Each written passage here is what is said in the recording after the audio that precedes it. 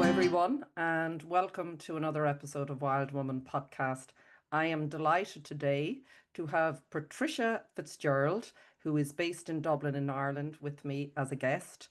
She is a visual artist and an author, and I really, when I heard or was reading a little bit about her, and she works with the Art of Mandala, I just was really interested. So I'd love to talk a little bit about that with Patricia and the journey, particularly because she talks about the power of the mandala as a tool for the expansion of consciousness. And for me, that's where it's at in my world and my life and the journey I'm on. And I think we're all on, however we look at it. But yes, we will definitely talk about that. She is also has, I suppose, a story like everyone to tell that has led her to the work that she's now doing, and like I think all of us on some level, it has its challenges, its very dark times, its lessons, its wisdom, its gifts. If we are able to, I suppose, surrender to that and take those gifts, and in doing so, then we can help others. I think that's really um, just naturally we do that by how we show up in the world. So I feel very grateful for all the women I'm meeting, and I'm very grateful to meet Patricia today. So thank you for taking time, Patricia, today, and welcome on the podcast. Thanks for having me on, Celine. It's a pleasure. Yeah, me too. And we were just saying before I hit record how how we connected, because sometimes in this world it's like there's so many ways we can connect. I often even forget sometimes I might get a message from someone and a few weeks later I go to reply and I'm where did that message come from? Like, was it on WhatsApp or social media? Was it an email?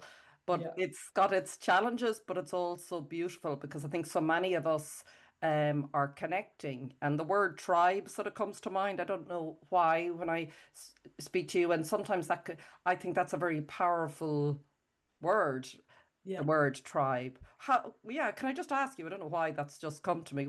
How does that word, does To that something? me, it's Mm, like your soul group. It's like you recognize each other. There's a recognition that's deeper than, say, a situational meeting. You know, you have friends that are situational that you had from school and work, whatever, different situations in your life, child, being a mother, all that kind of thing. But then you meet this other group where there's a connection that just happens. It's almost instantaneous, and there's a knowing. I think it's when you're on the spiritual journey, the people that you're meant to meet fall into your awareness, and just and so many synchronicities and different ways. It's always fascinates me how people meet and how we connect that way. It's really beautiful. It's kind of an allowing. yeah. And I suppose being able to see it, I don't know that I would have been able to see it or understood it when I was younger. No, I mean neither. And I think both of us have been through cancers. So, you know, for me as well, there was a point of surrender. I had this conversation. I think surrender comes up. I don't know, does that come up for you in your story, which you might just share a bit about what led Yeah, you to the work you do. But I imagine from reading what you've been through, quite a challenging time in the last number of years, that surrender has played a big role. it has hugely. Mm. And I suppose it began around 2012. And I remember I was working as a librarian, Mm. and I loved my job, but I wasn't happy. There was something in me that wasn't fulfilled within it, and I knew there was something else I had to do. And I remember just sitting, like, my spiritual practice was going to Dundrum Town Centre on a Sunday and buying stuff. Oh my God, I hear you. That could have been That was me. the extent, but I didn't have any spiritual, like, I was brought up Catholic, but I didn't have any spiritual friends. I didn't understand what was happening to me. So I was kind of starting to go through a dark night of the soul. And I felt I was in the wrong life and that there was more to. And I remember just sitting on the sofa and watching the TV and going, this is something is wrong. Something is wrong. And I didn't know what it was. And then as the year kind of went on, I just realized I was in the completely wrong life, completely. And I ended up going through a divorce. So myself and my husband divorced, we very amicably, thankfully. And we have one daughter, and she was kept at the center of that, and thankfully that has worked out very well for the two of us. But yeah, it was like leaving, you know, and that whole process of, I never thought I'd be able, I hate bureaucracy and paperwork and all of that. It just, and I, even though I worked at a local authority for 27 years, Maybe that's the maybe reason why. it's PTSD. But um, I just thought, how am I going to do this? I'm not going to be able to do this. But I ended up, yeah, I ended up selling my own house without an estate agent, Wow. doing a divorce with no lawyers or solicitors, so a DIY divorce, and it was incredibly empowering, and making sure our daughter Rebecca was kept center in all of that. But during that time, my creativity, I had gone to, when I was younger, so I was to go to art college, and that was my thing Okay. in the 80s. So it was a recession, so I wasn't allowed to go and get a proper job. And so I put myself through art college at night in Dunleary. And after that, I didn't paint for 25 years. It was very, very political, very, even then, my I had this passion towards Egypt. I had experiences in Egypt, but I had no idea what they were. Anyway, that's a whole other story. Wow. Yes. Um, We I, might touch on that. I'll make a note yeah, we'll because touch that's on. We'll go something back to about it, that. but just to Yeah, keep please. on Yeah. this track. Yeah. I yeah, I hadn't painted, and it was, and Okay. then because it was so political, and they really discouraged looking. I really was interested even then in the feminine, in ancient Egypt, ancient Ireland, and that was just a no-no. They wanted It's a no-no. a statement on the political. Do you know, it was all this stuff, and it was, I found it personally very disempowering. So I kind of Mm. left, like I left it, and I didn't really paint again. And then I got a scholarship in my job. I was working as a library assistant, and I got a scholarship to do my degree in librarianship in UCD. So I did that degree, and that was philosophy. It turned out to be philosophy, sociology, and information studies, which would be the librarian part of it. But the philosophy has really played into it Mm. now, which is really interesting. It's like a Yeah. jig. It all comes No to, experience is wasted. I always no, remember no, Wayne no, Dyer saying that, it's even all if you meant. don't understand it. Yeah. Yeah. Yeah. And so I worked as a librarian for 20 years, good more, I was 27 years in the service anyway, but and my creativity started to bubble back up in 2012 when the divorce was happening, but I started to write a novel. So I had half a novel written. I was writing, it was set in Malta and during the war, and it was anyway, the whole thing, but I never finished it because I experienced so many synchronicities. Um, so many synchronicities through it. It was just like meeting myself coming around corners, and I didn't know what was happening because I had no spiritual friends. I wasn't In your online world. looking up Yeah. spiritual things. I had no idea. Um, and How did you view them then, these things? Like, can you give an example? I began to, well, say for one example, I was talking to a colleague in libraries, and I told her about the novel. And in the novel, part of the plot was a young girl is with her mother, and they're on holidays in Malta, and the mother steps out on the road and gets knocked down, and the child is left there on her own. I think that was my fear of going on my first holiday with Rebecca on my own. And so Mm. she's in, the main character is in a coma, but you're hearing her thoughts as the voice in the novel. And the story goes on about the young girl, what happens to her. But anyway, I was sitting in the coffee dock in South Dublin County Council. I told my colleague, I don't know why, because she wouldn't be the most, like, she's a librarian, but she's not mad into literature or anything. But I don't know why I had the urge to tell Bernie this story. And Bernie, she was just sitting down, she was drinking her coffee, and she kind of had her head down. And I was going, is she listening to me at all? And then she looked up, and the tears were flowing down her face. And I said, are you okay? And she goes, that happened to me.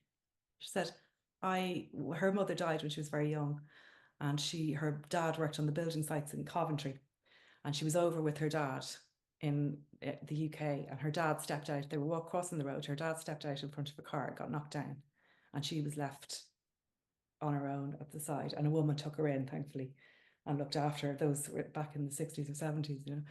So I was like, whoa, this is just like the synchronicities were just going dum, dum, dum, dum. So it was just unbelievable. So I suppose my first port of call was very much the rational materialist, and I was reading Einstein, I was reading quantum physics, I was reading the Mandelbrot set. I just kept being brought down these. We're all brought where we need to Brought go. where we But need to go. like each of us, yeah, Yeah, yeah. And then I started reading Carl Jung and his work on synchronicity, and Wolfgang Pauli. So the two of them did a lot of work on synchronicity. And I was in Malta with my daughter, and Rebecca kept asking me for this. There was like a woman selling toys on the seafront. And so she kept asking me, she said, Mom, can I get one? Can I get one? Can I get one? And so, you know, the way the pester power. And I went, yeah, you can get one. And it was a wire mandala that you twist. It's a Chinese one that you twist to represent the planets. And so I found myself really drawn to it, and I kept playing with it. And so I decided I'd have the character in the book play with this mandala as just a character trait. And so I Googled mandala, and the first thing that came up was that Carl Jung drew one practically every day in the latter part of his life. And here was me literally reading Carl Jung's work on synchronicity. Oh my God. Okay. So how did you start to then process that? Because you were saying you were in where I you were just like, went, how did wow, you? this is just this is just astounding. And Did you see it as guidance? Like, did you see, I oh, there's did see this something one. in this? I just started drawing one in my notebook over there. I had my journal with me when I was writing notes about the novel, and I started drawing little ones, and I just never stopped. When I came home, we sold the house, and I got rid of the TV. I haven't had a TV since then. And every evening I'd just come home from work and I'd light a candle and I'd draw these mandalas, and I'd no idea what they were until I kind of came out of that whole process of selling the house, the divorce, all of that went through. And then I began to go, okay. And at one stage, actually, I think just towards probably the end of 2013, just before the divorce came through, I was supposed to go on a writing retreat in Carlingford, but the writing retreat was cancelled. So I said, oh, look, I need to get away. I just need to get away for a weekend. So I ended up going on a yoga retreat, which I had no clue about yoga, nothing. And I went on the yoga retreat, and one of the evenings, they were talking about spiritual awakening and synchronicities and stuff. And I was kind of overheard this conversation. I was like, I think that's happening to me. And then I was So funny. I was talking with them.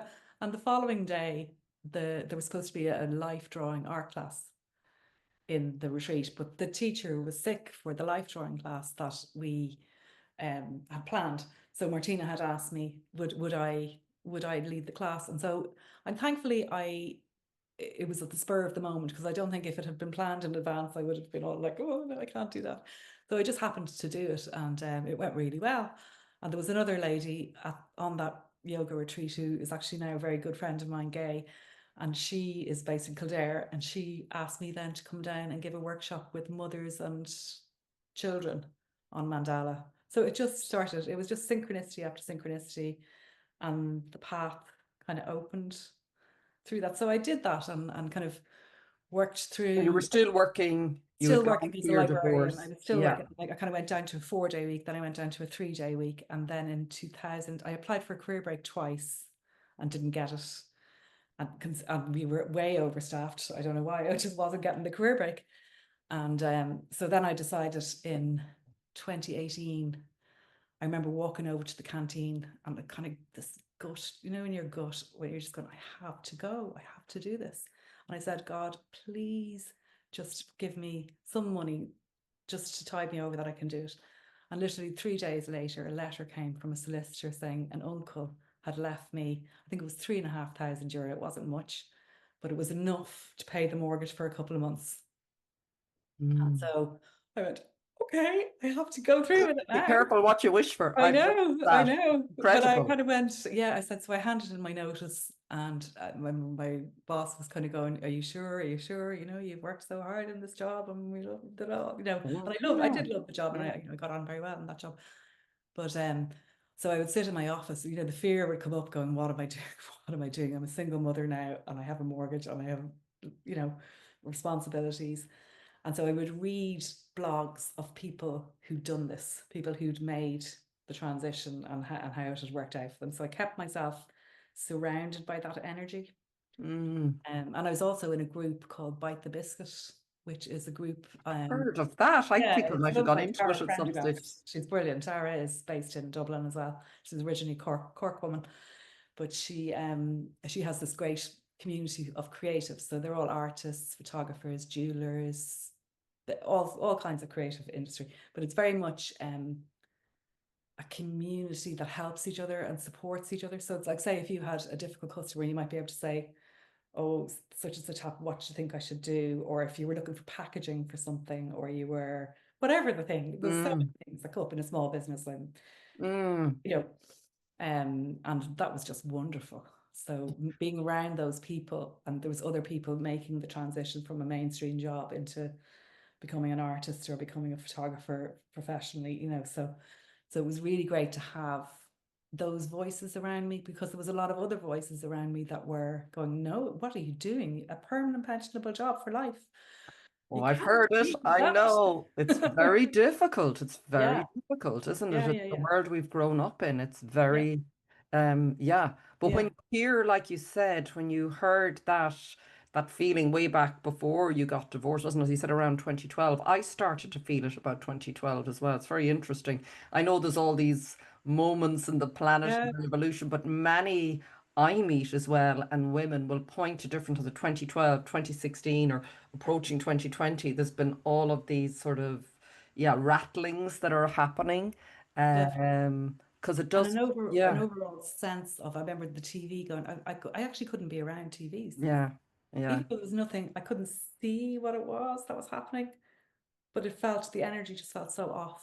And they were everywhere. They were like, if you went into a pub, yeah. there's one there. You went to the doctor's office, there's one there. They're everywhere. Yeah, that's really interesting. I mean, it was 2020 before I stopped, and now I nearly feel sick around a TV. I just Yeah, can't be everything. Just, and I think even without getting into, because there's so much on TV, it's the energy. I think it's when you start to tune in to your own energy and you start to feel your own energy, that then I think that's where the empowerment starts to come.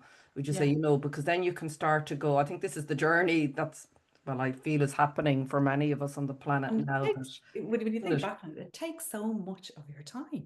Yeah, yeah, yeah. Like I wouldn't have achieved any of the stuff if I was still sitting there watching.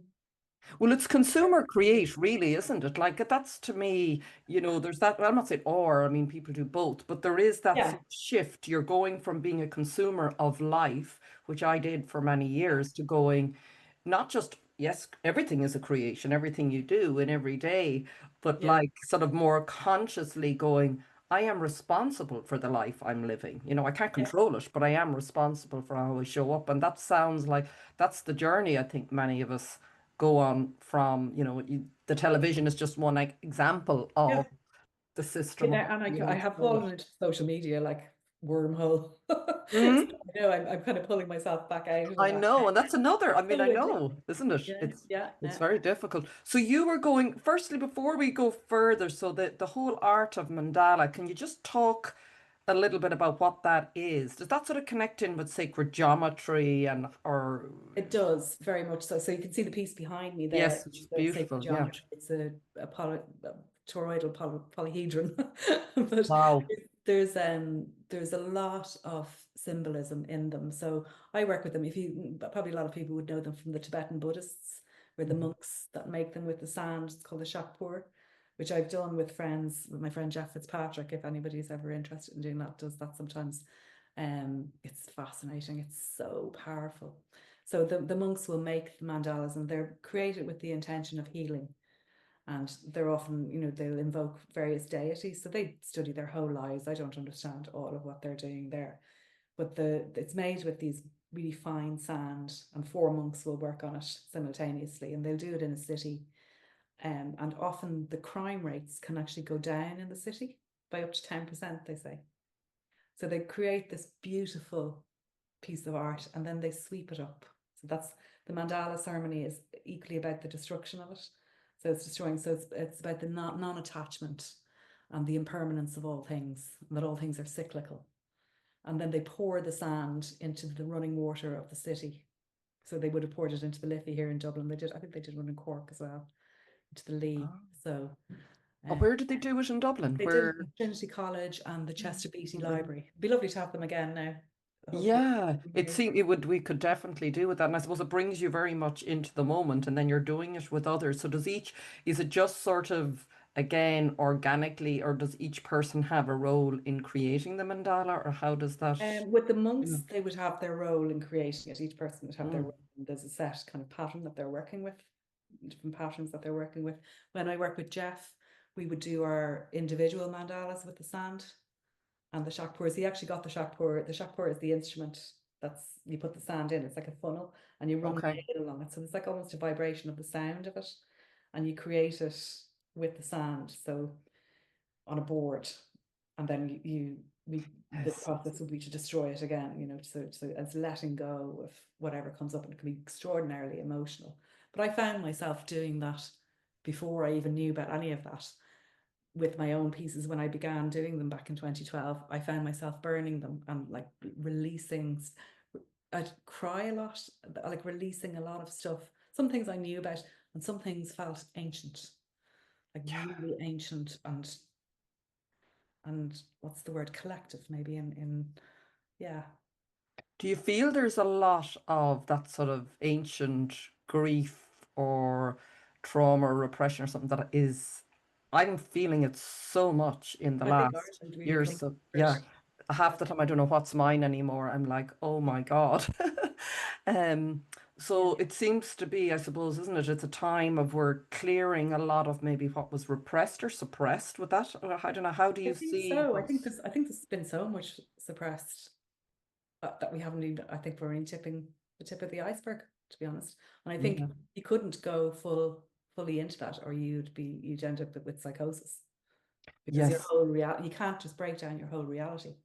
Yes. Um, so But did that has that played a part? Obviously has from what you're describing. I'm just thinking in your, in your story and getting to say 2018 or like obviously that was preparing you in some way, yeah, like in some in way, a and even when I think back, I subliminally remember sort going of back come. to the things that I couldn't understand way back when I was a Mm, child. I would have had experiences, and then they were kind of poo-pooed, like that's just a dream. Don't mind, that's just a dream. Because what my dream, a lot comes for me through dreams, a lot of guidance and dreams and precognitive dreams, I suppose. Um, And can you give an example of a mandala that you were so early on drawn to create that you said, it could be quite emotional. Would it be the particular mandala itself or what it was evoking in you, or is it's that just part of what its role as well? it's what it's evoking in you. There's something about Mm, the process. It's less about the final result, even though it's a beautiful image. The process will bring up a lot, because it's with the geometry, there's and numbers as well. Numbers carry an mm, energy, so you kind of go into the mm, numerology side of it. And yeah, it's like a key that's opening up another little part of your subconscious. That's what it feels like to me. mm, And the subconscious mm, of your own subconscious, but also the collective unconscious. mm. Yeah, because all of the universe, you're probably familiar, and I don't want to jump ahead to this yet, with, is it Robert Edward Grant, that polymath? I mean, I'm sure, well, with math, I had and a I 2 hour still, conversation with him on Zoom you what? a couple of years ago. I had a 2 hour conversation Did with him. you? I did, on such of Wow. a dream. Oh, Such what? of a dream. Okay, That's a whole other, it's but all okay, okay. we'll go into the Egypt and maybe that'll come up Egypt, there. yeah, Yeah. Egypt will Oh my connect us. God, that's Yeah, phenomenal. yeah, I'm yeah, blown away. Not that I yeah. understand a lot, but just to share with you something before, because then I know you went into a journey next with cancer. I had breast cancer in 2016 and I had felt a bit like much like very similar with, what am I doing here? And this just makes no sense. But the reason I just mentioning that is because I ended up doing, as we are, like you said, synchronistically guided, even though I didn't know at the time, to do a foundation course in psychotherapy. And part of it was art therapy. And I couldn't stop. And we were all terrified, going, I'm not an artist, I'm not an artist. And then after a few weeks, you couldn't keep us away from all the paper and playing Yeah. around. And it was just amazing what it started to open up in terms of what was going on in your subconscious. But I couldn't stop drawing spirals. I just couldn't stop. Like I was just like spiral, spiral, spiral. And then just a week before we finished, I got the news I had breast cancer because I was literally burned to a shred as we were doing. That's why I was doing the course. I have to find a way out of my life. What is this? And that I hadn't realized, but the last spiral I had drawn, very now childlike, was full of big black blobs. And I didn't know at that time I had breast cancer. And then the following week, I got the news, and we were to put up all of our whatever we had done over the 7 months or something on the wall and tell the story. And I wasn't going to turn up to the class. I said, I can't. Oh my God, how do I tell them? How do I talk about having cancer? I hadn't even absorbed it myself, Yeah. but I did go. I said, you can't do a course in psychotherapy and then run away and not show up. So I did, but it was amazing the story just to see, to witness. I didn't fully process it, but I knew, and even now, the sort of spiraling, it was showing me something was shifting in my life. Like I was probably coming Yeah. to a new awareness around myself, and I was breaking out of what I'd been in. I'm sure there's many ways the spiral can be Yeah. And the interpreted. black blobs or the cancer. Yeah. Yeah, like it was just so, just when you're saying there, it strikes me, and I didn't understand that, but I knew I just couldn't stop doing them. Something was being processed. So, like you're describing, and Yeah. isn't the universe just all patterns? I mean, that's what it seems to be showing us, is it? It's just all Yeah, it's energetic absolutely numbers like I and would see it. symbols. It's like all of nature. When I give workshops, Yeah. I do a presentation at the beginning of the workshop, and it's very much about the microcosm, the nature that we're living in now. Like if you look at a flower and the geometry of the flower, the geometry of the rose, and how it's mapped onto the geometry of Venus, and Yes. like it's That the golden ratio yeah, it's like you in open up a astrology. box, and it's like all of this connection is there. And it's almost like I think Robert Edward Grant actually says this as well, and I totally agree with him, is that if you had a model of education that was based on geometry, so geometry is the center, like the bindu, the center of it, and out from that, you could have music, because music is geometrical. It's like the eight, it's very harmonic, it's Mm. completely on. You would have astronomy, astrology, you would have so your music, you would have your art, you would have your mathematics, you would have your language, you would have, and you would see philosophy, geometry and philosophy are very, very interlinked. Like Plato had, let no man enter here on his school of philosophy, let no man enter here who does not have knowledge of geometry. So geometry is very much the forerunner to philosophy. And that's my degree, again, in philosophy comes back. Wow. Isn't it So much. amazing? Isn't even Like, that it's like this, like, amazing how yeah. But, the patterns of our lives, sorry, it's just yeah, even if you think they're not, there's a whole yeah. pattern that we've come into, I Yeah, and suppose, but we've been embody. taught, we've been so separated from it. So when we're learning, like I could show you things with maths where you just go, "Oh my God, this is just amazing." Whereas I hated maths in school. I But hated it's, it. yeah, yeah. But I Like ended up doing a degree in maths and I didn't know why, because something, and I still haven't fully, but I it's the know there language was of God. something. Hmm? The language of God. I I think know. yeah, yeah, But it was not taught in a way, and I was like yeah. that I could. So when I hear people, I still haven't probably. I know my consciousness is sort of opening that up in me, because when I first heard Robert Edward Grant, I was just transfixed. Even if I didn't understand what he was saying, I was just, I know this somewhere deep in my every fiber of my being knows this and recognizes it. Yeah. And it's like it's been woken up. And yeah, It's because when you're working with sacred geometry, you're working with the shapes of nature. mm, So if you look at the plants and you look at even the way the leaves will grow in a stem, it's like 1.138.5 degrees apart all around the stem to get maximum sunlight. So there's this intelligence. I think that's Socrates right. called it an entelechy. So if you had like an oak tree, a seed for an oak tree, and you said to somebody who had lived in a prison cell all their lives and had never seen the outside world, and you brought this little thing in, you said, someday, see this here, this is going to turn into this big tree, and they go, great out of that. That's not ridiculous. Do you know what I mean? So we have that too. We have an entelechy. There's we can grow towards the light to our full potential. And when you start interacting with sacred geometry and with mandalas and creating them and with nature, obviously, and with all the practices that so many people do, like I know you had Terry there from Danu on, like, she's working with the herbs and the nature, and it's bringing you towards the light. So there's so many ways to it. Mm. And we're all coming together, and you can see how it all fits into this mandala that is our lives. you know? Wow, that's a stunning description. It's, oh my God. Yeah. So, It's like this weaving, isn't it? We're yeah. all um yeah, I won't go off on another tangent there. That's just sorry, the mandala, and it's just lovely for listeners if you haven't explored or heard. I think the Tibetan monks, it does come to me and I've seen it, but Yeah. it does sound like a very powerful way to explore maybe your own consciousness, your existence, Yeah. what you're, a very enjoyable, creative way to do it that's available to everyone, Yeah, it can possibly, bring great isn't it? joy as well as the Yeah. And it's how would be the best way to go about it? So if anyone is listening and going, gosh, that sounds really interesting, can I suppose you can just start yourself and you can explore. start yourself. I have a few Yeah. little tutorials on my YouTube channel. Okay. I'll share So, yeah, all of yeah. that So you can, after. yeah, there's some beginners Okay. ones, like are doing freehand ones, or doing the beginning one with the I carpet. think I'll be doing them. Yeah, just let yourself Yeah. play. It's like I would say, like let yourself. There's no wrong way or right way to do it. Like I'm very free with it. And I remember having a little bit of a block around that. I did one kind of very Tibetan looking. It has a Tibetan feel to it. It's very, very geometric. It's. Do I have a print of it there? Well, I just Yeah. grabbed Yeah. it. Please do. Yeah. Please. Yeah. For any of you who are listening and not watching, you must go and watch because Patricia's background and her art is just stunning. So if you're listening, do go and check it out on the YouTube. Oh my Yeah, gosh. you can see that one, right? That's Yeah, quite yeah, the Tibetan. Now you probably can't yeah. see the colors very well on this. That was a huge painting, but there's all these little tiny flowers are in this, so it's very feminine.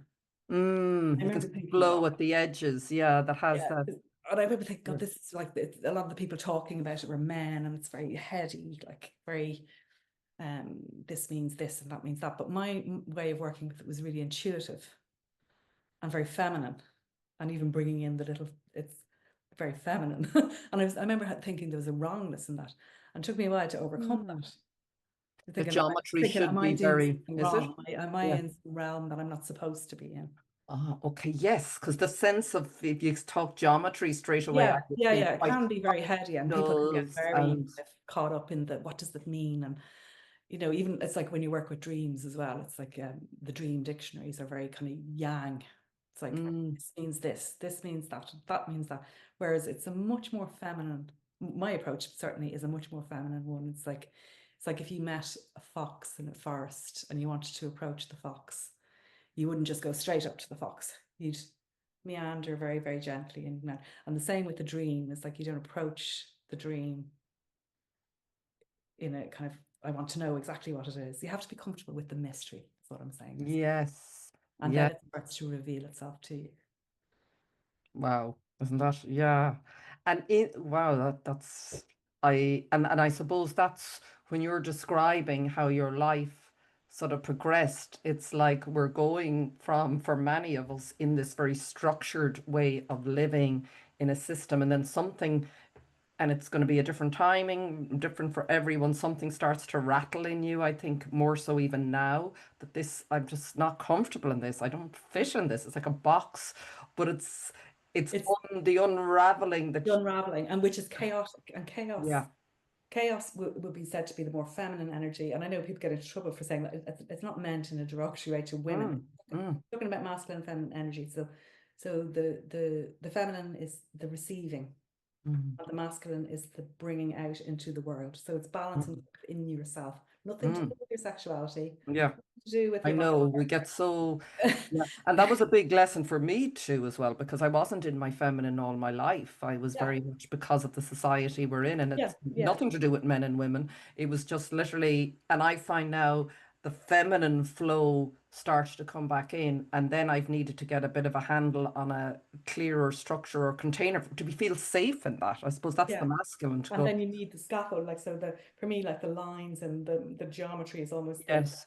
the masculine. It's the holding. So you have when you're doing a mandala, it's almost like you have this safety scaffold of that masculine energy, which is beautiful. And the Mm. circle is more the feminine. So the circle is the eye, it's the vulva, it's that's the feminine The container. curve, really, isn't Curve. it? So it's like the balance. If you see those paintings, there's the balance between some of them are more feminine, some are more masculine, and then some are very balanced within the two. So that comes up a lot in my work, is the balance of the masculine and feminine Yeah. energies. which is within you. So Carl yes. Jung, the psychologist, would have said that it's the hieros gamos, the inner marriage. So the inner marriage is alchemy. It's like the alchemical union. So people say sacred union and they think it's, I have to find my soulmate it's out there. It's not, it's in here. It's in here. Yeah. Yeah. And it's hard. Yeah. And it's a spiral. It's not going to be it's not just going to happen and you're enlightened. Like, I think anyone who tells you they're enlightened, run. Yeah, exactly. Yeah. Just let it go, okay? Yeah. Because it's going on. It goes on. I think it goes on for Infinite. lifetime. Yeah. Yeah. And just something comes there which I hadn't thought about.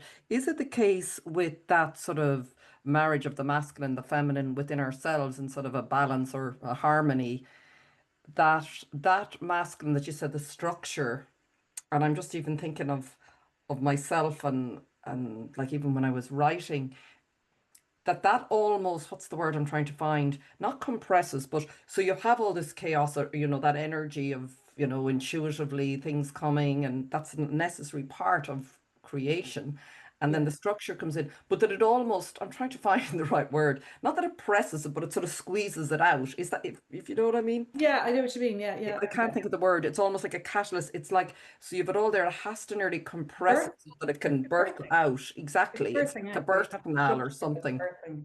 Yeah, that's Is birthing it? out.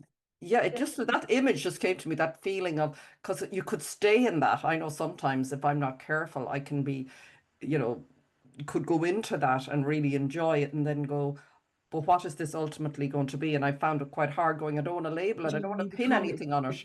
if you go too far into the feminine and it becomes too chaotic, like the world now. It's chaotic, it's chaos. People want control. And then if you have the control, you can feel the control coming in. And if the control, either side of it, it's like light, dark, either side. It's the same thing, Yes. but it's a spectrum. And if you Dreams. Yeah. go one side, it's like right and left in politics. If you go one side either way, you'll end up in the very same dark place. Of totalitarian, like it's like Yes. we think there's a left, but there isn't. It's all the one thing. So it's about treading the line. It's about walking the line in the middle ground. It's about, for me, even bringing it out into the world, it's like the compassion for the other, for the perceived enemy, and seeing where is this person coming from, and trying to understand that, and then bringing it back to the center, reeling that back in. And I think that's what we really need in the world right now. It's so Yeah. polarized, and it can be so polarized that you could go out into chaos, or you can go into like ridiculous amounts of order, which is just as bad, both equally as destructive. Yeah. It seems like a new harmony is being birthed, but it's painful, as they say. I haven't been through physical birth, giving birth, but I've no doubt it is. And birthing of anything is painful Yeah, and can take time. messy. And my sense of, we were in a, I don't know what the right word is, maybe just, I don't like the word toxic, keeping here, it's toxic masculine, toxic feminine, but maybe a distorted type of, system. So that the new, not the new, the more organic, feminine, masculine energies have Yeah, sort of been yeah. embedded. So it's going to take time for that. I know that to some people they might be, what are you talking about? Yeah, But but I there is suppose all it's, that talk about toxic masculinity, not so much about toxic femininity. But I think if you are a person and you are talking about the toxic masculine, you have to start looking within, mm, mm, because if the masculine is out of balance, then by default, by definition, so is the feminine. yeah. So Mm, I suppose we need to do less of the blaming out there, and the work is the inner work. yeah, that's And I the think one. we have a Yeah. culture that's pushing something, that's pushing and pushing and pushing division on every level. Like every news story that breaks, Yeah. a side has to be picked almost immediately with zero knowledge of what's going on behind it. And people are just falling into this because the rest of the group or the tribe that you identify with thinks this way. Well, I better think this way too. So it's back to discernment, back to the center, and back to feeling, well, do I agree with this? Can I see another way? Can I see another side? Can I see the other side? Or is there no sides. I had a dream actually before COVID, maybe at the beginning of COVID, and in the dream it was like a yoga command in like a robes kind of, and we were all in a circle, and he was giving out, it was either you get an injection or you get this medicine, and both of them were bright yellow, like toxic. And he was going around, which one do you want, which one do you want, which, and then it came to me, and then I looked, and behind me there was a door, and I could see like beautiful green and nature outside, and I said, neither, I'm going out this way. So it was really interesting. It's like, It was pre-COVID, pre I'm that time. not sure if it was exactly Yeah, it could have been pre or could have been at the beginning of it. I can't yeah, remember exactly. yeah, yeah, yeah. But I have had precognitive dreams, and I think definitely doing the sacred geometry awakens that part of yourself. That Okay. of the dreams become stronger, and it's like learning a language of dreams.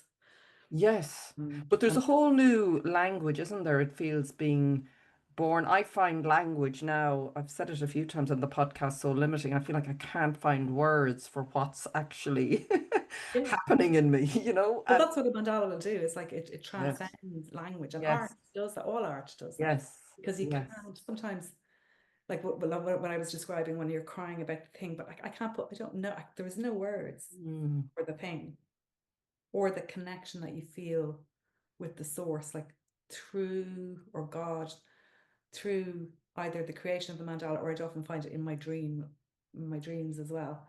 And I can't, there's colors that there's no name, I can't, they're not here. well, we've been living in a world that probably even the English language is limited. I mean, I feel we're moving it, people do light language and telepathy, all these, I can feel a lot of these things opening up myself energetically. I think the last number of years, the way we've all been communicating, like I Yeah, was saying that even now, sometimes guests come to me, it's not, I sometimes can't even remember how it happened, yeah, and yeah. they nearly know, they straight away go, oh yeah, like nearly as if I was waiting for you. So it's like, so Yeah, it's a that's that soul magical. group, that soul group knowing, that kind of knowing. Yeah. I think when people start to open up and be authentic in themselves, so that you're not living with masks. I don't mean physical masks, but masks of the persona. The persona, like where we all have personas, and that you go into work and you behave a different way than when you're at home, or when you're with your partner, or when you're with your kids, or when whatever it is.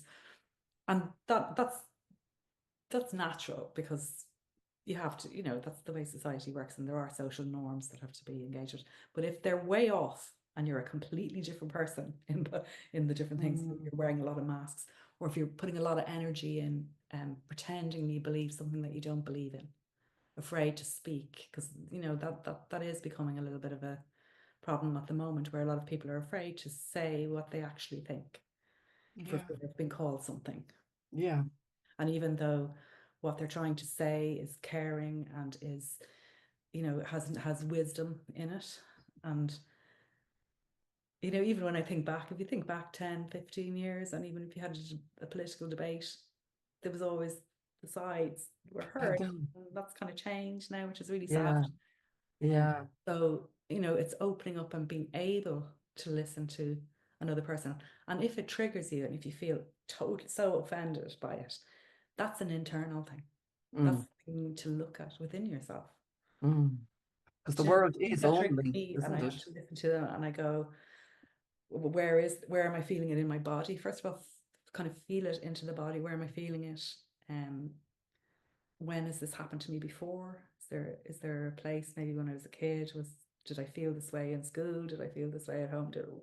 And just tracing it back and trying to do the healing and give it compassion, and then being open to talking and to engaging with people without calling names, without, to be adults back. I know. It Adults just back sounds like in we're the in a playground at the moment, doesn't it? see, We're that's what all, it is. guilty of it too. I'm just I saying, don't know if social like these, media kind of yeah, creates that, this, because you're behind a screen, and it's very easy to just go and type in your whatever. yeah, yeah, and And run then away. It some could of be it like I you look throw at, something as a child and run yeah, away. and some of it I look at, and I'm looking on social media there, like you'd see, sometimes you see this really thing kick off, and you're going, Jesus, people are so toxic. How are people behaving like this? And then you look in, and a lot of the accounts are actually bots, or they seem to be. They seem to be like there's no fault. You can Mm, start you to can really tell. feel it. Yeah, you can start to feel it. And I think we're going to have to really, really come into the center and come into the body and be discerning around it now, because there's so much manipulation. It's very hard to tell what's real, what's not real. You couldn't even tell.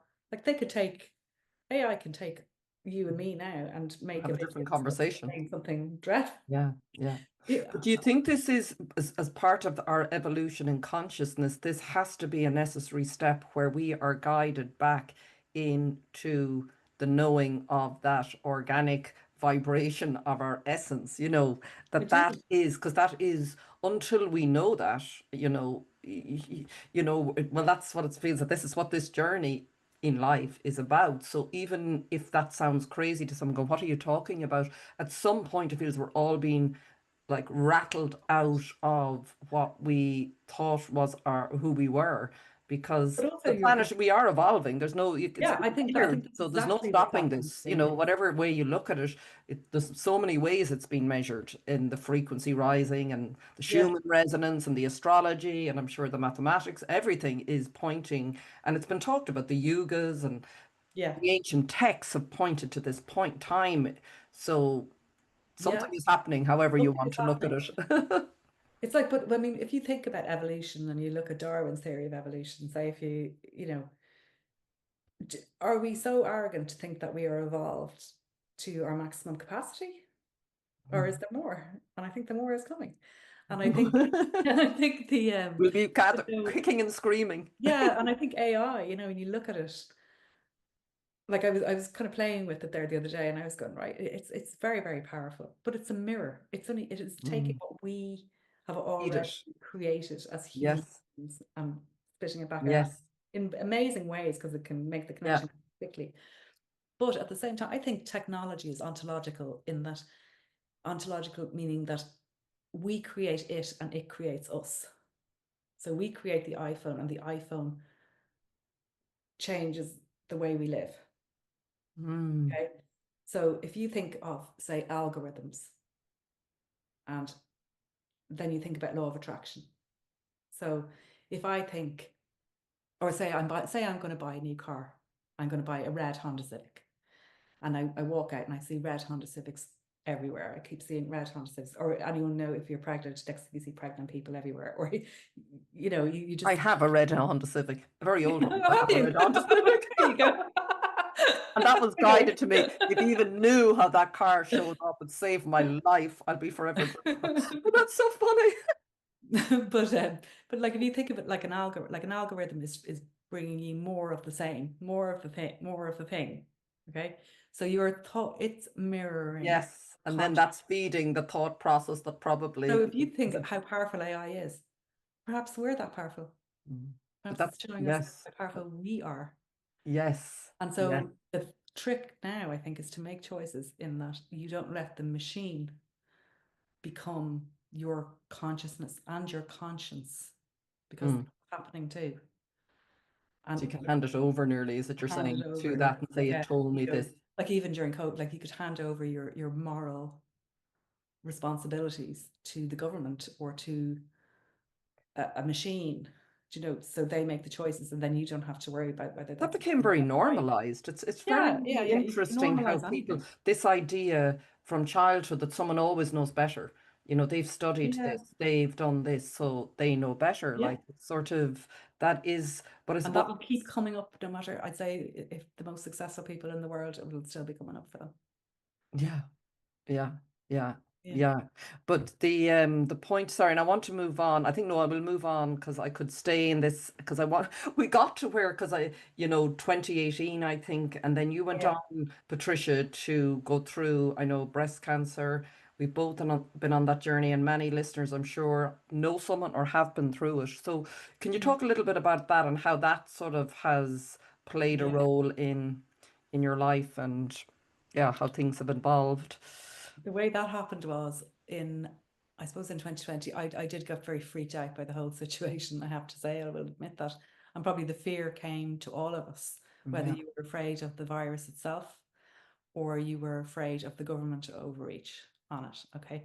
But we ended up in the same place when you really drill down Mm, here. mm, Okay.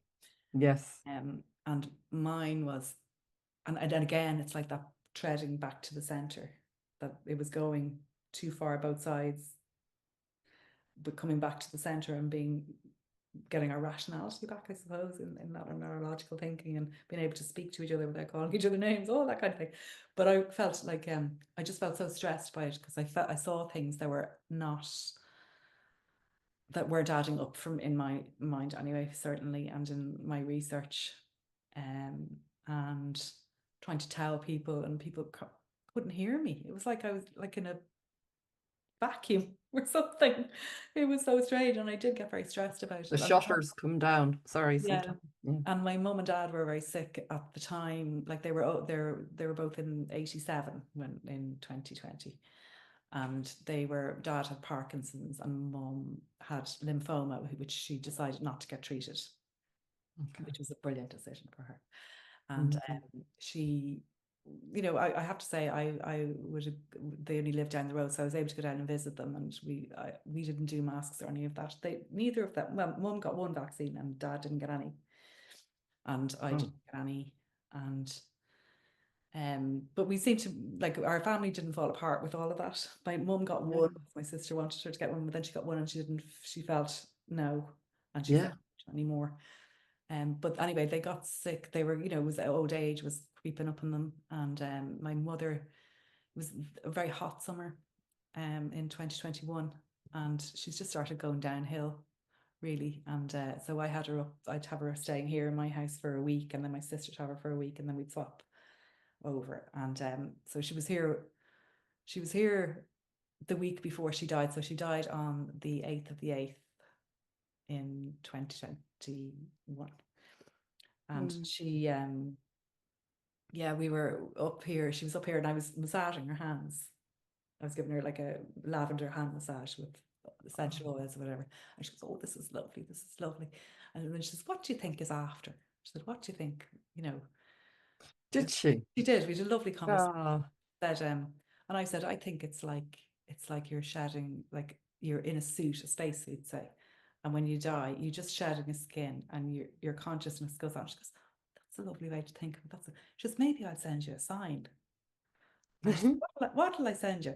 She's lovely, lovely, lovely, lovely. Oh, not gorgeous. She could talk like that. Yeah. Yeah, she was just a lovely, lovely person, and very in tune. If she had lived in a different time, but she's quite psychic, and and she said, she said, "What will I send you?" And I said, "Pink butterflies." And she goes, "There's no pink butterflies in Ireland. Where am I going? How am I going to send you those?" And I said, "You'll find a way. You'll find a way." And the next week she died very, very peacefully in her sleep in my sister's house. And thankfully we were able to wake her at home and not have any of the the nonsense that was going on. But and then about maybe a month later I was diagnosed with breast cancer, so with triple negative breast cancer. So, but actually a week after she died, a friend of mine, I don't know if you know Grania Tyndall. I do. I interviewed her way back. Yeah, she's a friend of yours. Grania arrived up to the house. And beautiful woman. It was Pema Chodron, be comfortable in time of uncertainty, and then a little pair of earrings. And I opened the tissue paper, and they were little pink butterflies. Oh my gosh! Oh my God! But then the cancer journey started a month later. A month later, so you had to go from that. Yeah. Was the diagnosis that soon after? Yeah, I had, well, the way it presented with me, I had an inverted nipple, and I went. I remember maybe the day after Mum's funeral, I just knew, and I went to the doctor, and thankfully he referred me, because he was kind of going, "Oh, it could be just, and then," but he referred me into St. James's, thankfully. And then it was just full steam ahead. It was just a diagnosis, and it was stage 3 in the lymph nodes. So the same. I had the lymph nodes. So you said triple negative. So it's not a hormone cancer. So they don't quite know what causes it, but it's a more aggressive cancer. Okay. So, it's not a great diagnosis. And thank God I got it at stage 3 rather than 4. It's that close. So yeah. What sort of journey? That journey obviously brought you on not just a physical, but a deeper journey as well. Like how? Absolutely. My father was also sick then, so we were kind of trying to mind him after Mum had died as well, and to break this news to him. And then he died in December of that year. Yeah. So I was going through, I had just started chemo. I was probably on my third, fourth session of chemo at that stage, but I didn't get to see him because he was in the hospital and I couldn't go in. But he was shunted around. He was great. He was shunted around 5 wards, I think, in the hospital, and you get the test results every 2 days and he never contracted COVID, even though he was put into COVID wards, which was interesting. But yeah. So that was a year then for you, I can imagine. Only 2020. What got you through that year? I think if I didn't have the mandalas and my meditation practice, I don't think I could, and my spiritual practice, I don't think I could have navigated that. It was the ultimate test. And then there was other things that I had to look at, like my boundaries, I suppose. Boundaries are a big thing, I think, with cancer, and people pleasing. And it was like doing too much, not being able to sit. And if you look physically at a cancer cell, the cell wall starts to break down, and that's a problem.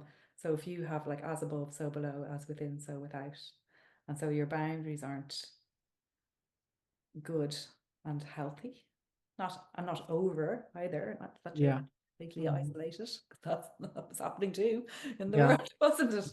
All those things were happening. Boundaries, all our boundaries were being pushed, and our limits were being pushed, and so it kind of, I think it manifests within. Wow, you just brought up something there. I mean, that would, in boundaries, really resonates, and many other things in my experience. But just when you say in the cell, it's like we are all like a cell, nearly, aren't we? In the overall universe, and so each of us is here expressing something unique, because we are all so unique. There's just something in what you said there about the cell, that whatever aspect of life is expressing through you in your experience and how you grew up and all of that, is eventually it has to sort of materialize in the cells, doesn't it? And it can take a long time, I suppose. Like, this sort of, has it brought you to it just strikes me when you're talking about the mandalas, everything you've been through and more, and that, like, it brings a whole new understanding of, like, has it brought you to a whole new understanding of what cancer is, or how you see it? Well, I kind of, you're faced, Celine, you're faced with death. Yeah. Right. And I was faced with death on multiple levels. Okay. And then this thing was going on around us with COVID and the fear of death, like to the extent that you would give away everything so as not to die. And I even see it, like I see it in so many places. I see it in the spiritual community as well. It's like this almost, we're not treading the middle path. It's like you're almost, it's your fault that you got the cancer because of something that you were thinking. Okay. Everybody dies. Everybody has to die of something. I saw Eckhart Tolle, I was listening to him. I didn't realize he'd gone through something. I'm not sure if it was cancer or not. It sounded like it might have been. But like, even Eckhart Tolle going to die. I'm sure he won't mind saying that. You know what I mean? And it's this uncomfortableness with the cycle of life that's really, we really need to look within ourselves at that. And it's like even AI thing, and people wanted to upload their consciousness to live forever. I know. But we do anyways. Be on supplements so that you're going to live forever and be forever young. So you're actually ending up doing the same thing that you were doing on the other side. When you look at it, but it's drill down to the very things. What is the actual fear behind this? Yeah. So the cancer thing, I suppose it taught me I'm going to die. I know that now. Whereas before, I knew it, but I didn't know it. You know what I mean? I know. I think until you maybe a lot of people realize it through COVID as well, that death is inevitable and it's okay. And I think we need to talk about death more. Yeah. And be okay with it. And I did get some, like, I had people saying, because I went the chemotherapy route and I'd already been in the spiritual, I had some people, when I put it on my Facebook page, I had some terrible comments from people in the spiritual side going, you'll be dead within a year if you take that stuff. Oh my God, I Like, know, I thanks know. for your compassion. Yeah, yeah, yeah, exactly.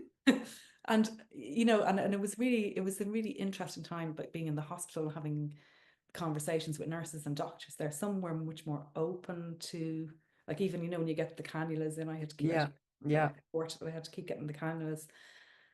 And Not nice getting say those. arnica, like I was said to the nurse, "Can I take arnica?" Some nurses would go, "Oh no, don't go near that stuff," and then other nurses would go, "Oh, absolutely, absolutely, like it's wonderful." Yeah. So, and it's just realizing, I could see people opening up to the alternative, and I think that's the place we need to be. And it's not to throw away allopathic, because there's some brilliant stuff there. You wouldn't be without a painkiller or an anesthetic if you, Yeah, do yeah, you know I what I mean? know. So I'm Yeah, really, yeah, really grateful for that technology, but it's gone because of the money that's gone into the yeah, corruption into it. That's yeah, where the problem is.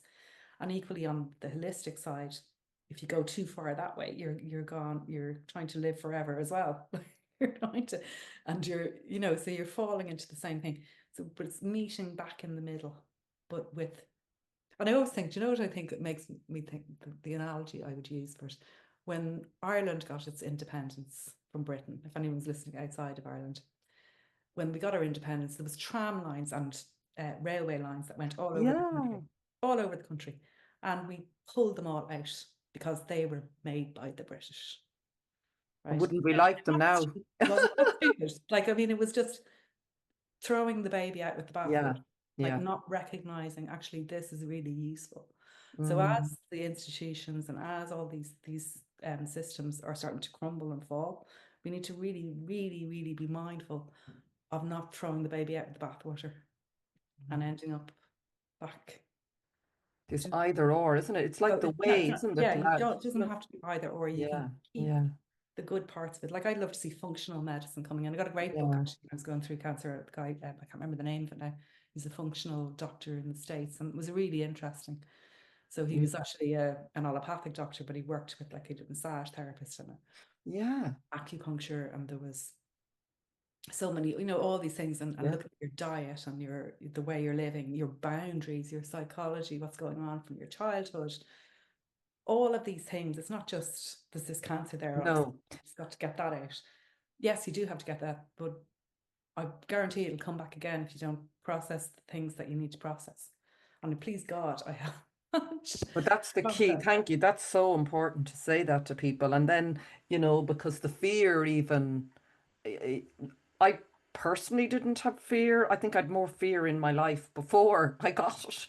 In a weird Yeah, way, I often say is in one level it was, but in another level, life, I don't know about you, but life started to make sense to me because nothing had made sense. You know, the way you said the world you yeah, were living in before 2012, and yeah, this is yeah, me. And I had felt that forever. And it was like everything I felt about life now well, this is what I felt has shown up in my body in some way through many different things. And now it makes sense because there had to be, everything is connected. I knew nothing is random like that. So this, yeah, like yeah, it or not, and it wasn't blame and it wasn't anything like that. It was just, this was the energy that had to, for me, I felt sort of material, even though I couldn't say it like that then. I sort of yeah, yeah. No, I know you're feel, trying you know what I to. mean? There I have to was say, when I some, found at the end of, I went through, I had a year but of you were chemo. sorry, you were going through a huge amount of grief as well. I mean, you had Yeah, all yeah, of that in, I mean, yeah. that I was lost a like half whole my family other, in yeah, 2 months, 3 months. Yeah, yeah. And like the deaths that you talk about there, and you're saying, the whole fear of death and COVID that was there for people, then what you were going through, and then the loss of your parents. But it also strikes me is because I've been feeling for the last few years as well, the sense of grief in personally, collectively, ancestrally, I don't really know, but it's like we are grieving the dying of an old world, like yeah, whether we know it or not, it is yeah. And we because don't know, and we're in that liminal space where we don't yeah, aren't know. we? We have no idea what the future. Sometimes I find that hard. I find it very hard. I think we all do. Yeah, Like, when you're trying to visualize ahead. Like, I used to do my vision boards, and I go, oh, I'm going to do this, I'm going to do that, and the expectations for my daughter, say, and what she's going to work at and what life's going to be like for her. And now it's like taking steps in the fog. Yeah. So It's like what's your guiding force now? What guides you then in this fog? in the fog. I think my intuition, I think it's getting in touch with like the intuition, what feels right and what feels not. Like, so say if a story erupts, I'm getting the feeling more and more. I'm not even going there.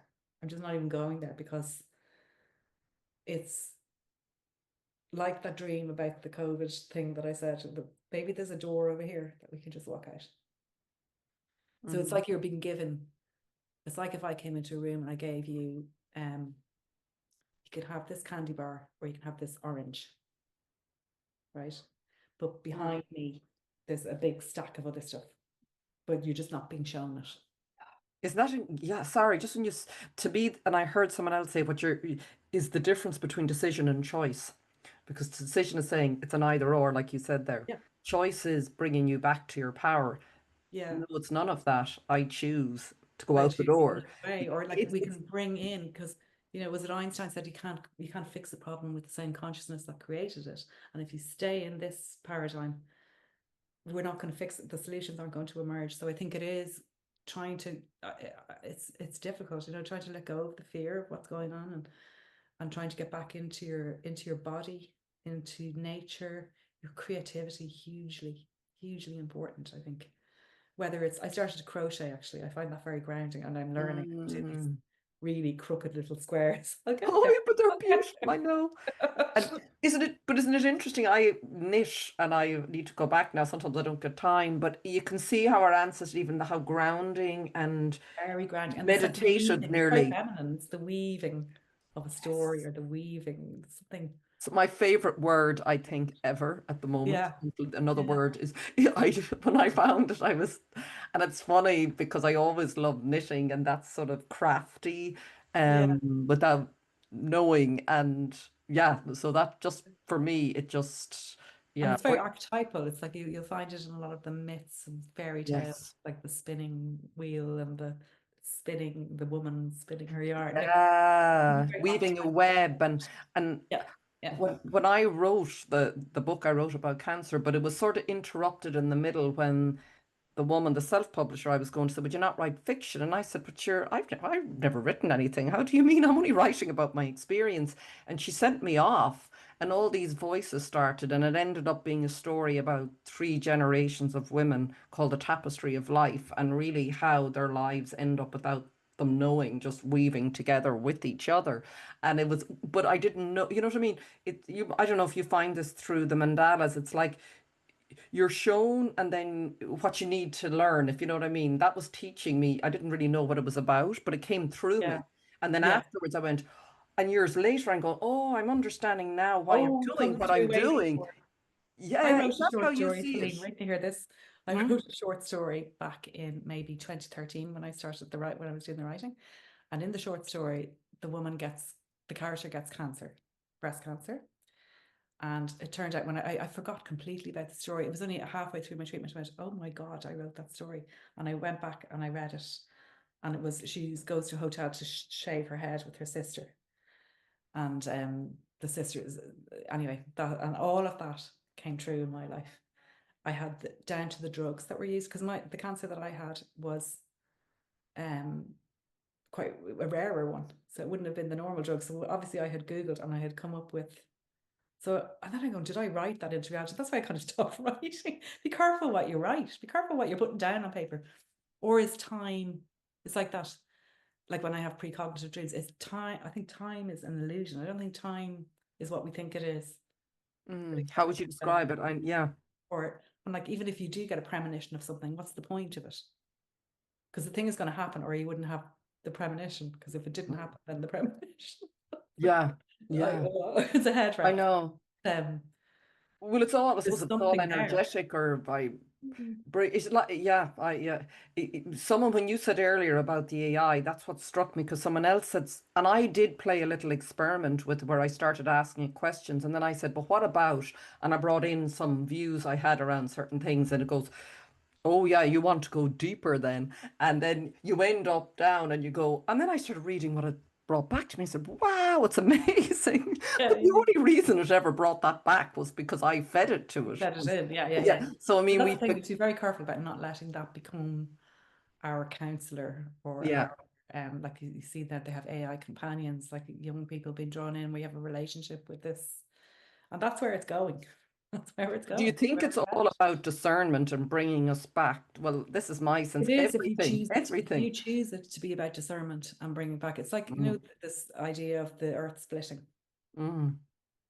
I think it seems to be like there's some people going like in a synthetic way of living where the AI is like your consciousness, your counselor, your lover, your you're in it then. And then there's the other where you're discerning and you trust the humanity and the technology of your biological body and the fact that you know that you're functioning in the same, almost the same way as an AI, in that maybe it's an ancient AI. Who knows? Who knows? Who knows? And but like that algorithm that, that if you choose to see the litter on the street, you're going to see it everywhere. Or if you choose to see the beauty in the world, you'll see the beauty in the world. So I don't like using terminology for human beings, because I think that is part of the you could, Yeah.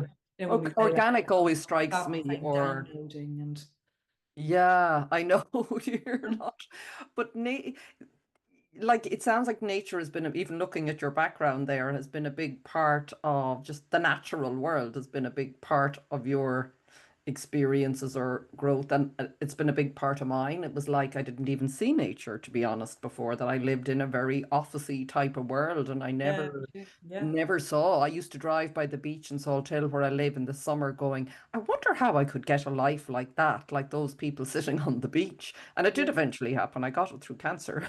yeah. I know. Careful what you God wish did for. create it. I know. It did eventually go. It didn't look like what I thought. It doesn't all No, no, look no, like I what you know, I think. know. So can you talk a little bit about, because I won't keep you too much longer. You touched on, yes, Egypt Oh and yeah. just, yeah, because there's a lot going on around Egypt now, isn't there? Egypt for And me, I ended up in Egypt by accident. So, and how that happened was when I was about, no accidents now. no, I know, but I was about 19 Mm, and I okay. went on a trip it was the first trip away with my boyfriend at the time, and we went to Cyprus. And I broke my arm. I fell off a moped after about 3 hours in Cyprus, and I broke my arm, and I was in a plaster cast from the tip of my hands to the top of here. So we couldn't do it. We were planning, banana boating and all this kind of stuff. And couldn't do any of that really. So there was an overnight cruise to Egypt, and it was quite reasonable. So we said, "Oh, should we go on that? We'll try that." So we went on that, and the boat was pulling into Port Said, and you know the way everybody goes up on the deck and you're pulling into a port. And something happened. I can't tell you something, like from the pit of me, the tears just went vroom, and I was like, "I'm home." And I don't know. I just thought I was like maybe nuts Well, at the time. That was the only explanation I'd know. I'd no framework for any of this stuff. But I was yeah. obsessed with Egypt for like about 4 years. So I went back about 3 times after that, for longer times. And I just love being there, and I just feel such a connection to it. And I've had so many dreams then over since the 2012 dreams have come, so many, like really being back and being in tunnels underneath the pyramids, going from the Giza plateau across to the pyramids. So the Giza plateau is where they built the New Cairo Museum. So the Okay. connection with Robert Grant is, Yes. um, I had that dream one night where I'm on the Giza plateau looking over at the pyramids, and I go down into this room, and you're kind of called in, and then I was brought on like through these tunnels, and there's like black obsidian statues. There's like energy, and then Mm, into the center of the pyramid. I was with my mother, and I know my mother and I have had past, definitely. So there's a connection there with, we both been on in these lives before, and we just lie down and we look up, and you can see the full moon up through the top of the pyramid, and then I put my head back, like say back, and it's like I'm on the scaffold of a scaffolding painting a cathedral. in like a Renaissance Mm. time. But it was fascinating. But anyway, the next day after that dream, Robert Grant put up an email, a post on his Instagram or Facebook or one of them, with 3 red lines from the Giza Plateau across to the pyramids about these tunnels. And I went, oh, jeepers. So I popped him out. I just had that gut feeling. I popped him out. I said, look, you probably think I'm a nut job. I had this dream. Ignore it if you feel to ignore it, blah, blah, blah, whatever. So I got a response back, and it was, he said, I want to pop on a call with you. So we ended up chatting for about 2 hours, and it was When was this fascinating. again? What year was this? I'd say it was before I got diagnosed, probably 2019, I'd say. 2019. Okay. Yeah. You were on a 2-hour call with them about. Yeah. And but it was just like boom, boom, boom, boom. It was like the synchronicities, and it was just, I had my dream diary with me, and I get names in my dreams and things like this. And it was just, there was one name I got, Leonora Carrington, who's an artist who I'd never heard of consciously that I know of, but I ended up getting all her books. So she's quite an esoteric artist. And that came up, and he said, he was in South America at the time. He said, I'm actually in South America, and her statue is outside my hotel. It's just like, Oh my so God. yeah. And But this like, is how we're meant to live, isn't it? This is what it feels like to me. We are meant to be sort of moving in this. yeah. Well, this And is it what was feels really, natural to me. it was You the way know, it happened. Like he said, he gets so many emails, and he said yeah. his assistant sent the email in because she felt to. And then he had literally come off a phone call from Ibrahim, who is the guy who was doing the Cairo Museum, who was getting him the pass into the Cairo Museum at the time to look for these tunnels. Okay. So he said, okay. It's just, so yeah, yeah. So what did you come away with after that call, or was there something It you was took? kind of like, I came away with it. It was like, we have knowledge for each other, and it's without ego. It's like it's just this sharing of knowledge with each other at a moment in time. And we're all nodes in this, almost like a coral reef, and one part is communicating with another part, and then another part, then one lights up and another lights up and another, like That's, yeah. Oh neurons my in a brain God. or something. Yeah. That maybe we're a brain. Who knows? Yeah. We're like Yeah. neurons or something. That's what the analogy Yeah.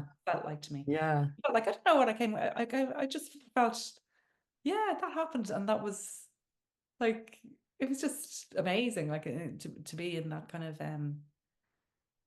sympathy with each other, I suppose. There's like Yes. sympathy, but I mean sympathy as in symbiosis, maybe. Yeah. Yeah. But do you think that's how maybe evolution then happens? Like I keep getting an image all the time, particularly when I sit down here exactly like that. It's like a flight plan and it's just nodes and a web, and we're all just pulsing out a signal, and then whoever else is meant to receive that Yeah, receives it, and then they pulse to something else. So exactly. everything organically, I presume, I don't know how exactly nature Allowing, works, because but that that's the organic. feminine end, that's the feminine energy coming back into balance Mm, with the masculine, because it's the allowing. The nodes light up because there's space for them to light up and for you to see them lighting up. It's like for you, or space for you to see the synchronicities or notice the things. Whereas when you're in your 9 to 5 job and you come home and you're knackered and you turn on the telly and you tune out and you have a glass of wine, whatever it is, and there's nothing wrong with that, but that's designed to keep you from seeing something. What was it, Yeats that said the world is full of magic, you know, with the if you have the eyes to see it. yeah. And I So think what would you say to someone who, and I know if you hear this, and I was in the same place, my 9 to 5, and struggling to pay my mortgage and all those things. How yeah, do you start to open up? It was opened up for me through cancer, so that doesn't have to be the case for everyone. no, For open you, up to me there's through loads of divorce. ways you Be can the choose case. it. I wrote a Yeah. book. So how would you start to, like they say, the crack is where the light gets in, isn't it? Rumi said that. That's a word, Yeah, and that happened to me. So I suppose we have to create the cracks. creating the cracks. And I think it's like, I wrote that book, I think it was published in 2018. So it's Who Would You Be If? But it goes through, Mm, like, I have, it's kind of, if you're in 9 to 5 and you're stuck, it's probably a good book. great. I did it, it's not in the real woo-woo spiritual language. It's more reaching people who are on the cusp. I got people coming into the shop in Marley as well who are on the cusp. They know, like that moment where we know something's not right. Like, Mm. you're You're just about feeling. to, but if you came at them with Egypt and blah blah. They go like right.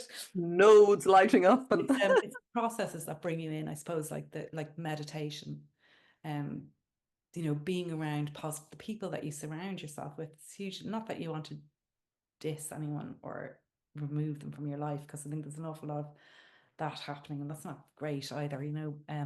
But just being aware that do find places of comfort where you can speak your truth without being told it's a wrongness, or whatever. and that are people that will support you on the journey of moving from one lifestyle to another, or Yeah. because we're so conditioned to the 9 to 5, and what about the pension, and what about this? Sure, like, look at us, the two of us got cancer. Like, you could be dead. Yeah. Like, I And know I mean, people who yeah. work till they retired and then they're Yeah. dead 2 years later. Like, And so there's bloody live your life. Yeah. And there are other ways I couldn't see in that, as you say, the Einstein way, that level of consciousness. I couldn't see how I could live another way. So it took everything being stripped from me Yeah, for same. me to start coming back into living in more harmony. And that looks very different. I've often said it to what some people may view as a successful life, and that's Yeah. totally fine. But But that's for another thing, me, is to look yeah. at And I needed to what does be, success mean to you? yeah, Does it mean a Lamborghini, yeah, where you yeah, just hope that it means a exactly. Lamborghini Yeah, and a yeah, whatever bag, Louis Vuitton bag? yeah. It really, like, But I you know know, what? Yeah, sorry. Yeah. like, people buy their Louis Vuitton bag and the next week there's a new one out, and oh But my that was me. I think you said it at the beginning, Patricia, as well. Like, I mean, I remember during cancer going through all these wardrobes in my house, giving away clothes I hadn't even sometimes taken the label off, because my therapy at the time had been alcohol for a good long time to anesthetize myself, and then it became shopping and other things, and I traveled on the road with work, and I was constantly in shops buying and anything to fill the hole, anything to fill this hole. And I mean, I just got rid of it all. I mean, there's nothing wrong with having nice things. It's not that either. No, of It's course not. I love it's having back nice to the things. way, isn't it? Lao Tzu's The Yeah, Way, that but book, that middle way. if you have the nice thing consciously, Yes, that's so it. like you're Yeah. buying the thing and you're going, I actually love this. Do you know, Yeah. like I bought that lamp behind me. See that? Oh, that's a lamp. It's a Wow. lamp. It's beautiful.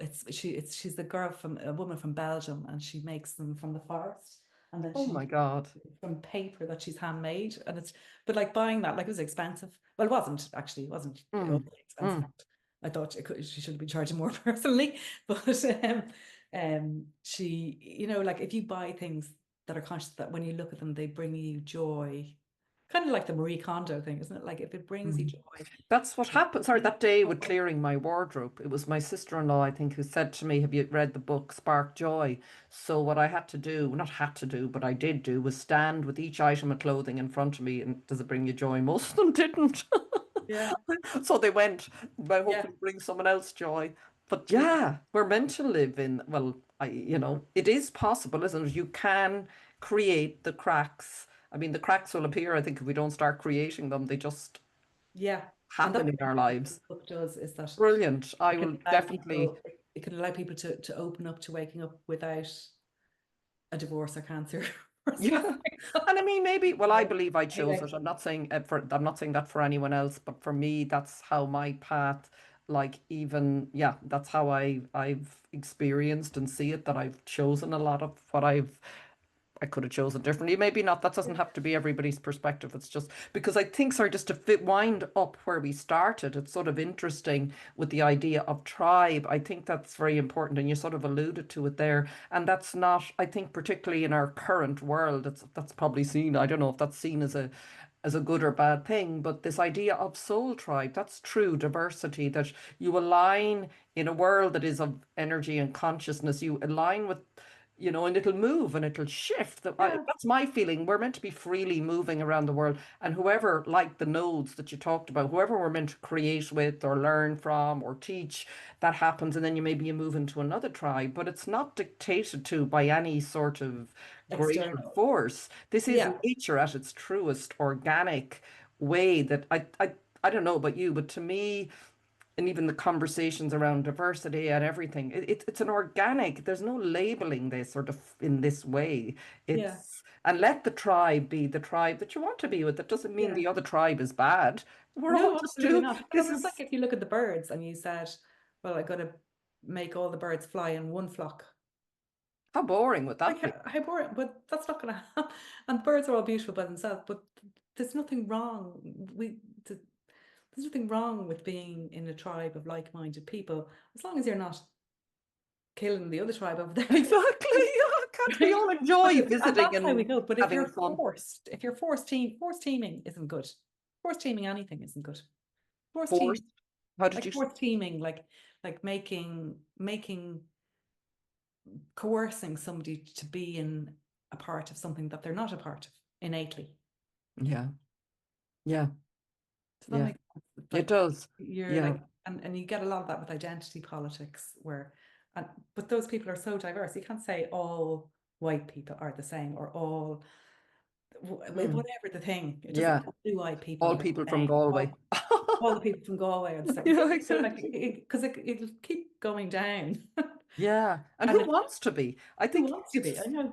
I Yeah. feel I'm going the reverse direction to the for a lot of the world. I spent so Yeah. much of my life conforming in a way, not knowing Yeah. I was conforming, just Yeah. going along, but feeling this something is off for me.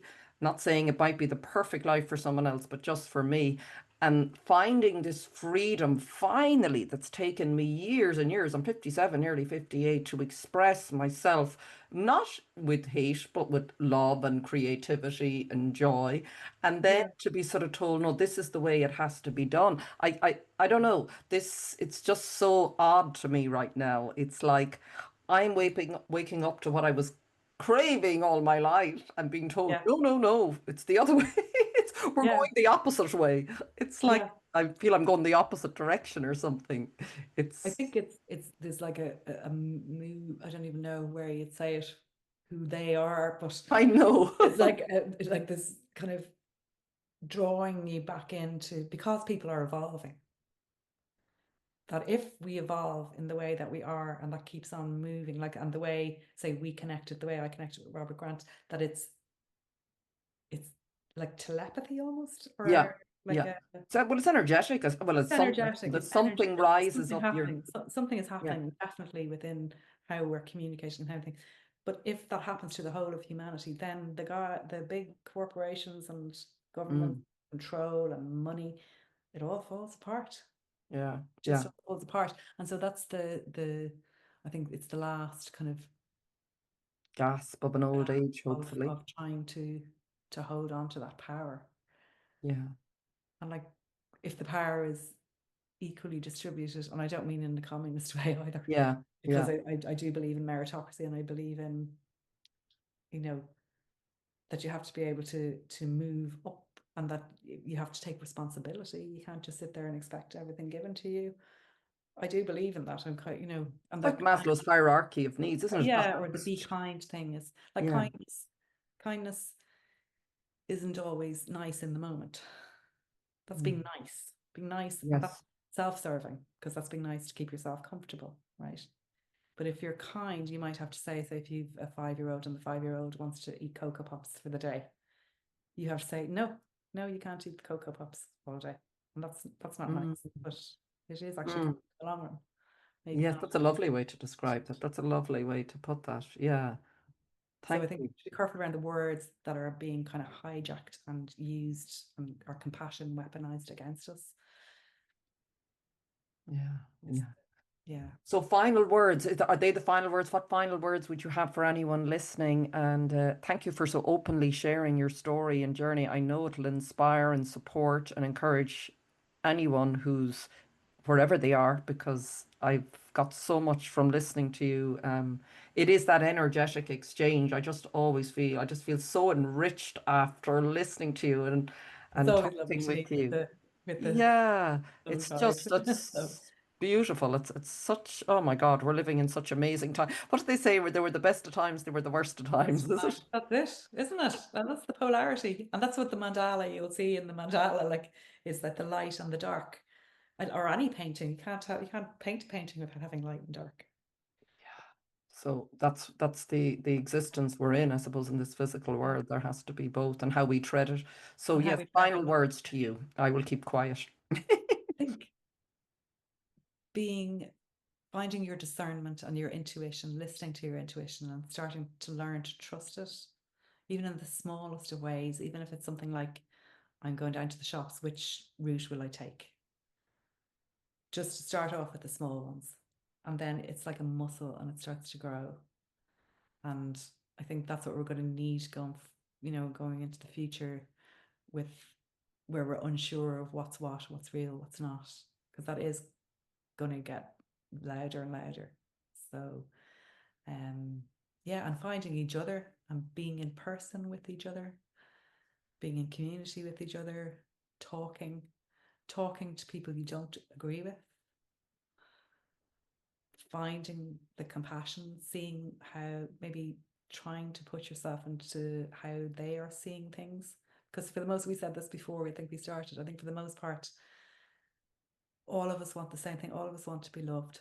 All of us want peace. For the most part, there are some people, psychopaths who don't want that, but for the most part, most of us do.